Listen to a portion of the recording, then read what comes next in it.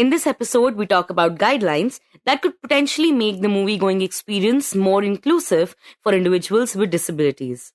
We will also talk about Union Home Minister Amit Shah's visit to Karnataka. But first, we talk about Public Examination Prevention of Unfair Means Bill 2024. Hi, I am Niharika Nanda, and you are listening to Three Things, the Indian Express news show.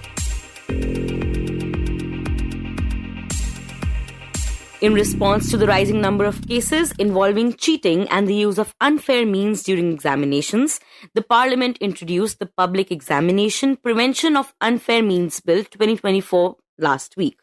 This bill aims to enhance transparency, fairness, and credibility in the public examination system by preventing occurrences such as paper leaks, cheating, or tampering with OMR sheets. To tell us more about the bill, its provisions, and the exams that will fall under its purview, Indian Express's Harikishan Sharma joins us in this segment. So, Harikishan, can you begin by telling us what is exactly this bill about?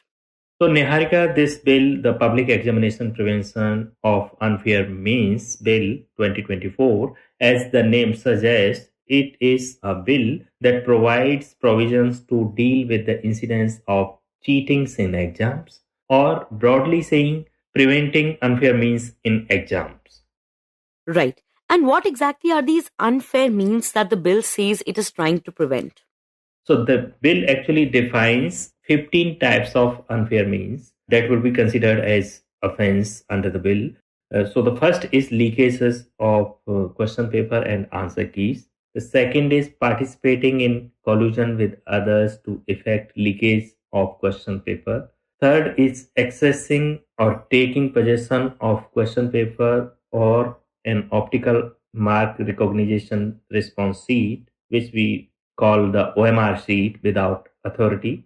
Fourth is providing solution to one or more questions by any unauthorized person during a public examination.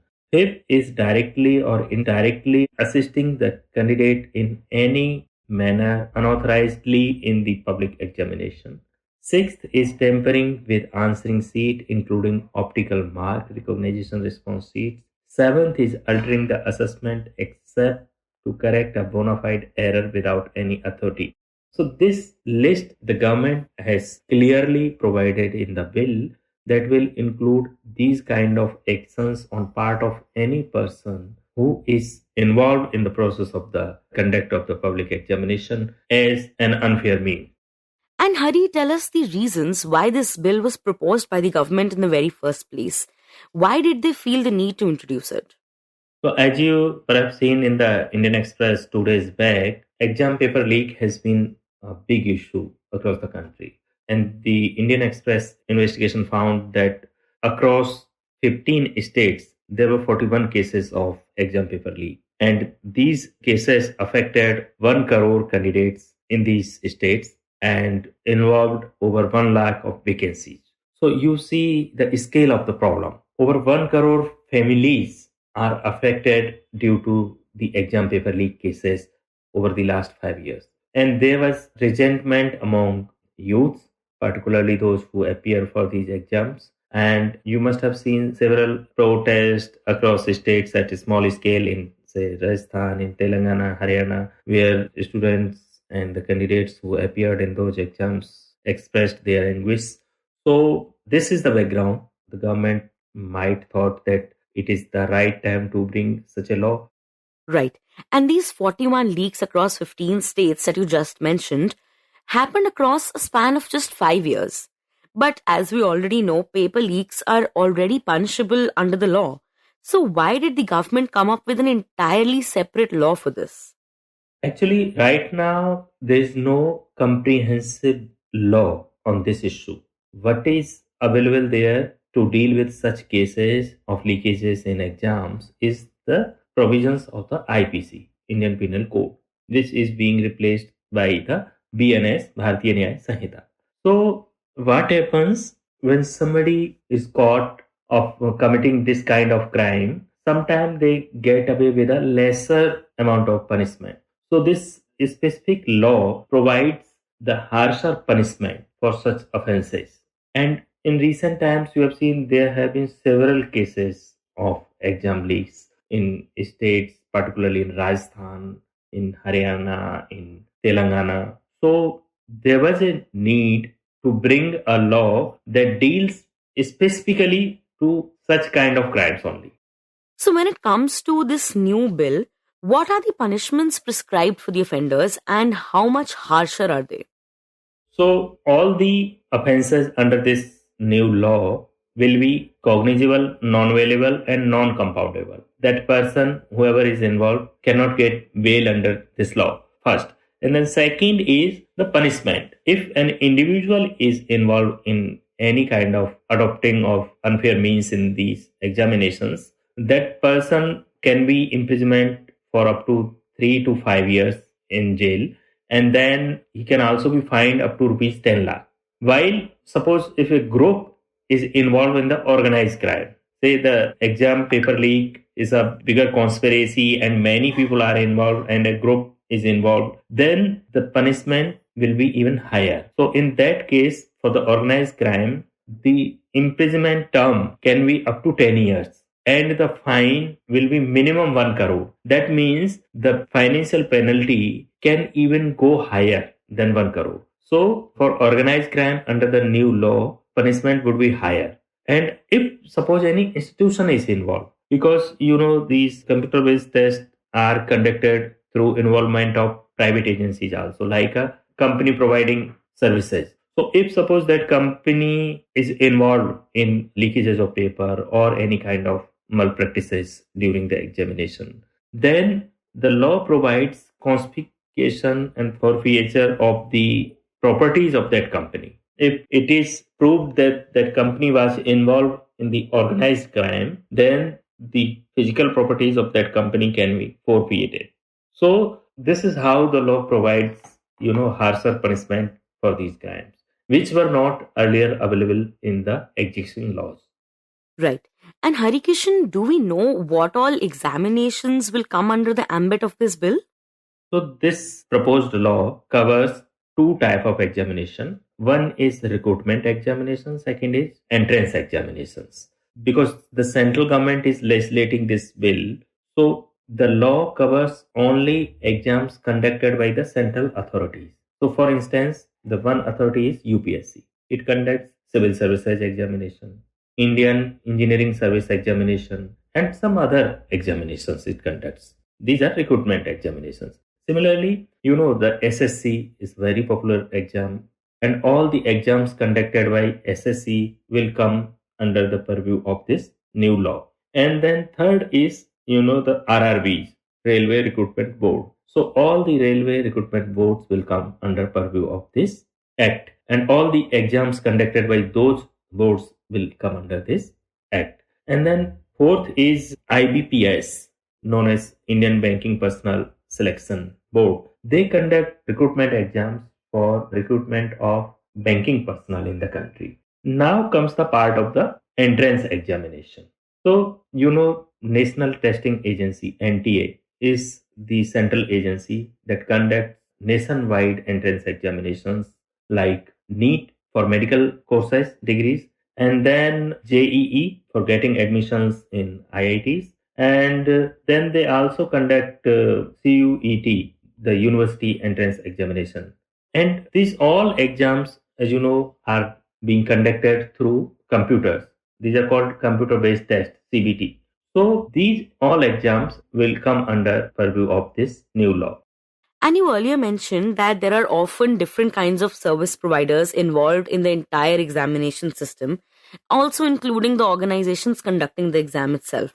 So, who all come under the ambit of the bill in that context?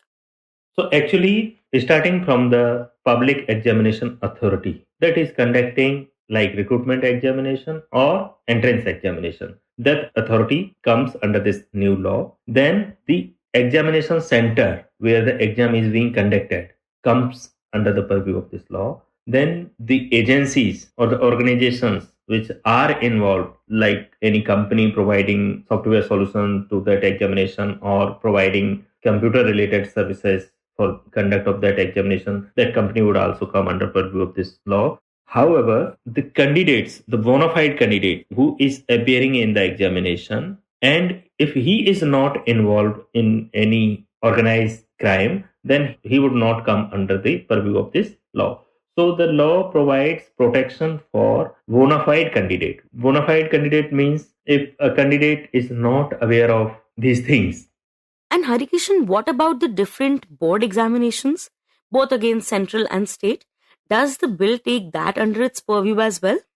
So, Niharika, I should also clarify one thing. This new law does not cover board exams like 10th and 12th and the undergraduate exams which are being taken by the universities, the annual undergraduation exams like if somebody is in Delhi University and appearing for second year or third year graduation exam. So those kind of school board exams and the annual college exams are not covered by this law. There are few states like Rajasthan, Assam, Gujarat who have initiated such legislation recently. But still a large number of states does not have such kind of law. So while this new law will be mandatory for all the central government authorities who are conducting any kind of public examination as defined in the law, it will serve as a model draft for the states. So what will happen now? Those states who are willing to make their own law can take this law as a model and they can replicate it in their state.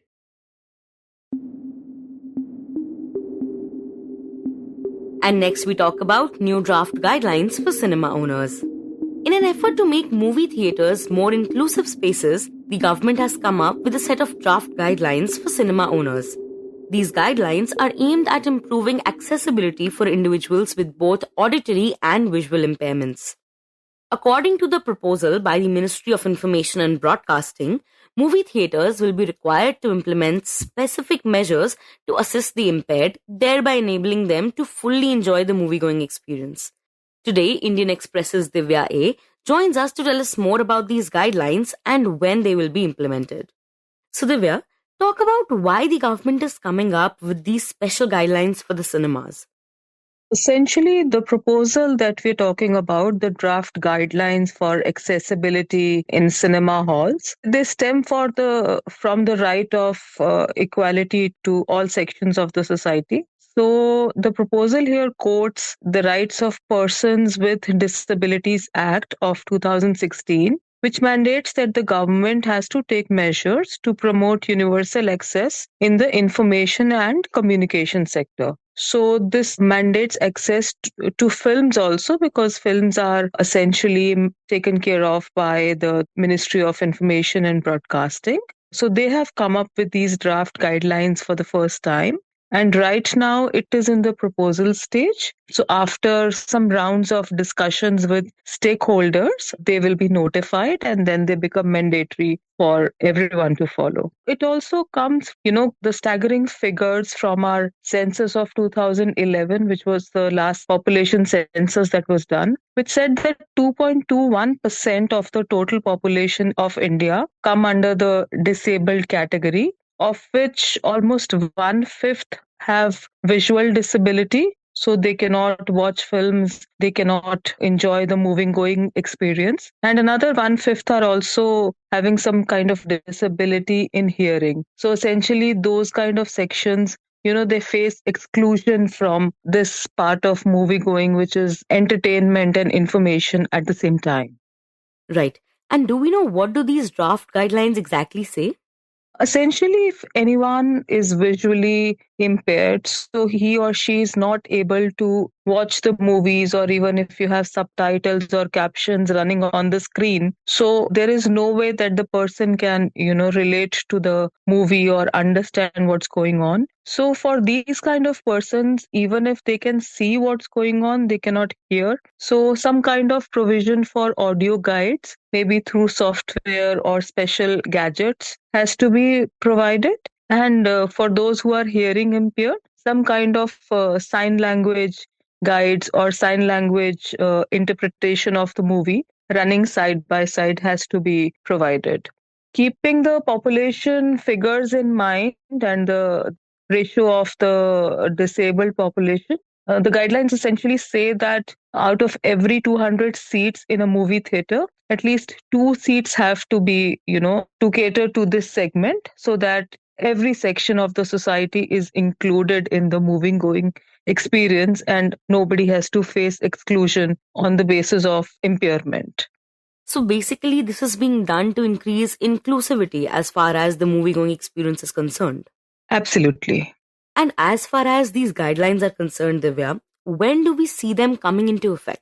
See, right now the draft guidelines are out. They are out in the public domain, and the stakeholders and the general public have been asked to submit their feedback on the same. The last date for submission of feedback is now next week, February 15th. After that, some rounds of internal discussions or more stakeholder discussions will be held, and then the guidelines will be notified. So once the guidelines are notified, within 3 months of notification, these will be implemented. Obviously, there will be a long term plan which will run into some years when these become mandatory. But once they become notified, within 3 months, they have to be implemented. So they will start coming into effect. We will see some signs of gadgets, audio equipment, some maybe picture in picture sign language in movie theaters, maybe some dedicated shows for hearing impaired and visually impaired segment to be run maybe once a week or something. So we'll start seeing the change around us in all the movie theaters that we would visit.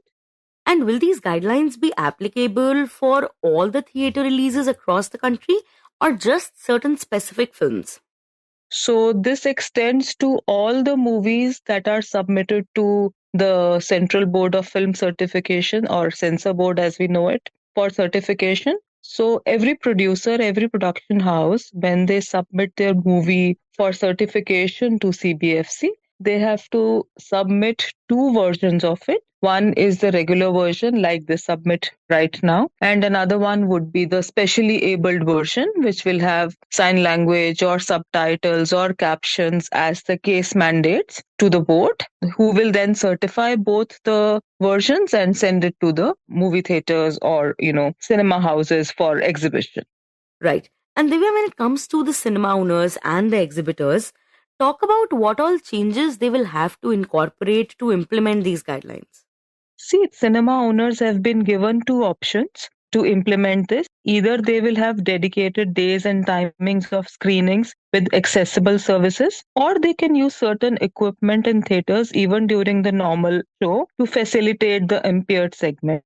So, in a regular show, they have to make sure that at least two equipment per 200 seats are available, and this equipment can be in the form of smart glasses which can display captions, or they can install some kind of stands near two seats where captions can be displayed or mirrored, or they can have a separate small screen below the big screen to display the captions or subtitles, or they can even provide people with headphones or earphones for audio description in case a visually impaired person needs assistance in that kind of a situation. Or even there can be mobile apps or something which can come to the aid in such a scenario, even during like a regular show. So these are the ways they have been given. So stakeholders, after discussions, will come up with maybe like a uniform way to implement it, or maybe people take their call accordingly. So all these things we will know once the guidelines are notified. But as of now, these are draft guidelines, and broadly, this is what they say. The focus is on inclusivity on this huge section of society, because when it comes to Indian population, even 2% means a huge number.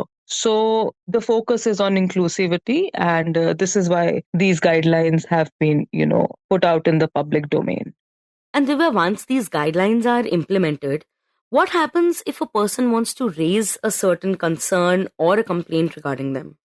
So, in case of a grievance, like is for every rule that has been notified for the government, in case of a grievance, a person can file a complaint with the authorities, with the ministry, or with the self regulatory body. They can quote the instance, the cinema hall, and how, they were not provided what these kind of accessibility services, and then the case will be taken up, and if a cinema hall or an exhibitor is found lacking in implementation of those guidelines, even their license can be withdrawn. So this is going to be like really stringent and watertight once it is implemented.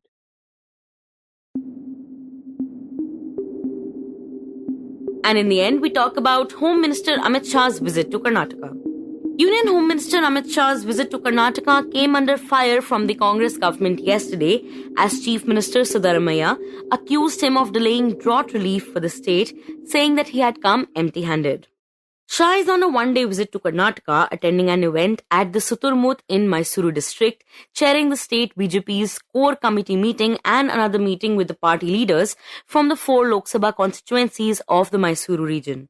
Speaking to the media in Bengaluru, Siddaramaiah said that Shah, who leads the committee that approves the release of the National Disaster Response Fund (NDRF) for states affected by droughts and floods, had not held a meeting of the panel thus far.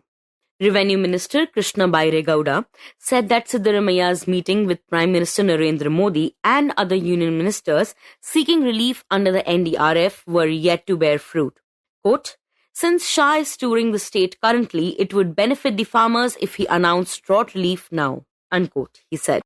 After 223 of the 236 taluks were declared drought hit, Karnataka has petitioned the centre for a compensation of Rs 18,172 crore. Gowda said that a memorandum seeking relief was submitted to the centre 4.5 months ago. Meetings of the high-level committee led by Shah were postponed twice, he added. While awaiting funds from the centre, the state government has credited Rs 628 crore in the accounts of 33 lakh farmers as drought relief, the revenue minister said. Meanwhile, Congress workers protested in Mysuru during Shah's visit over the alleged disparity in the allocation of central funds to Karnataka. They were detained by the police. You were listening to 3 Things by the Indian Express. Today's show was edited and mixed by Suresh Pawar and produced by Shashank, Bhargava and me, Niharika, Nanda. If you like the show, then do subscribe to us wherever you get your podcasts. You can also recommend the show to someone you think will like it. Share it with a friend or someone in your family. It's the best way for people to get to know about us. You can also tweet us at Express Audio and write to us at podcasts@indianexpress.com.